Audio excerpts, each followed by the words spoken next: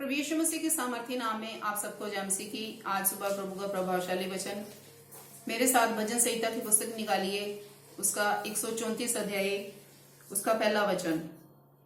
हे यहोवा के सब सेवकों सुनो, तुम जो रात रात को यहोवा के भवन में खड़े रहते हो, यहोवा को धन्य कहो। आमीन।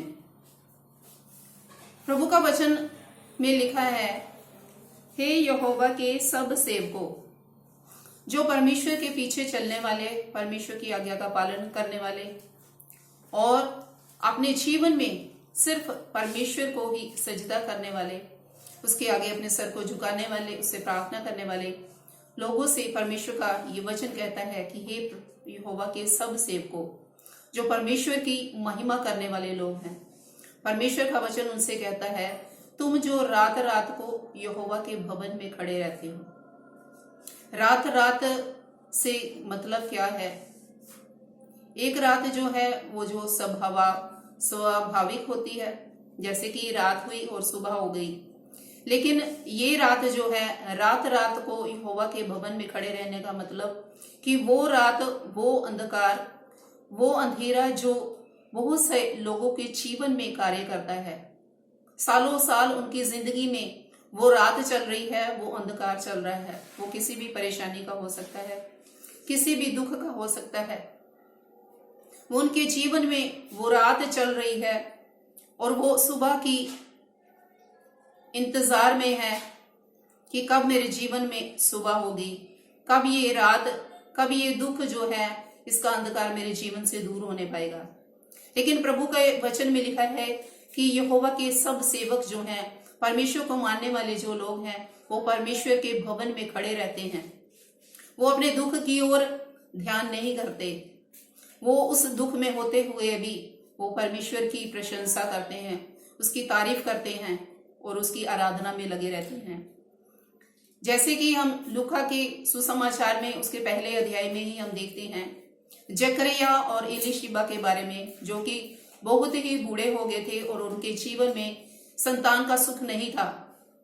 लेकिन वो इस परिस्थिति में होने के बावजूद भी प्रभु का दास जो याजक जकरिया था, हर दिन प्रतिदिन वो परमेश्वर के मंदिर में धूप जलाने के लिए जाता था, परमेश्वर की महिमा के लिए जाता था।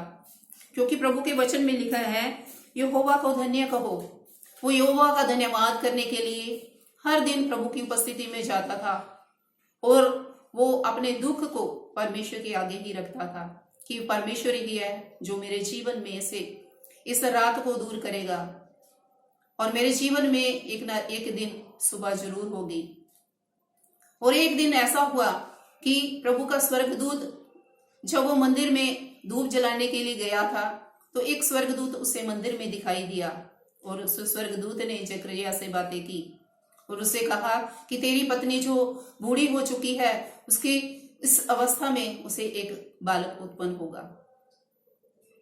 और प्रभु के प्रिय लोगों, इसी तरह से परमेश्वर जो है वो अपने स्वर्गदूतों को भेजता है जो निरंतर प्रार्थना में लगे रहते हैं और उसके जीवन में वो अंधकार दूर हो गया, वो रात का अंधकार दूर हो गया। इसी तरह से हो सकता है कि आपके जीवन में भी कोई दुख चल रहा हो, कोई बीमारी चल रही हो और ऐसी परिस्थिति आपके जीवन में भी बनी हो कि ये दुख मेरे से दूर नहीं हो रहा, ये अंधकार कब दूर मेरे जीवन से दूर होगा, कब मेरे जीवन में सुबह आएगी, कब मेरे जीवन में खुशी के दिन आएंगे। तो आपको घबराना नहीं है, आपने प्रभु की उपस्थिति में जाना है, उस परमेश्वर की उपस्थिति में जिसमें की हुई मेहनत कभी भी व्यर्थ नहीं जाती। जैसे कि जकरिया जो मेहनत करता था, प्रभु की आराधना करता था, लगा रहता था, इसी तरह से अगर आप भी परेशान हैं तो आप भी प्रभु की उपस्थिति में जाएं और उसका धन्यवाद करते रहें, उसकी महिमा करते रहें और उस सुबह का इंतजार करें जो परमेश्वर आपके जीवन में देगा। क्योंकि तीसरे वचन में लिखा है, यहोवा जो आकाश और पृथ्वी का करता है, वह सिय्योन में से तुझे आशीष दे। वही है जो परमेश्वर वो सिय्योन से आपके जीवन में आशीष देगा।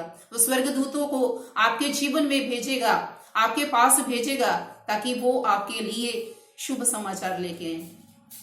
आपके जीवन में उस अंधकार को दूर करने का वो सुसमाचार लेके आए, ताकि आपके जीवन से सारा अंधकार दूर हो जाए, वो रात दूर हो जाए और नई सुबह आपके जीवन में आने पाए।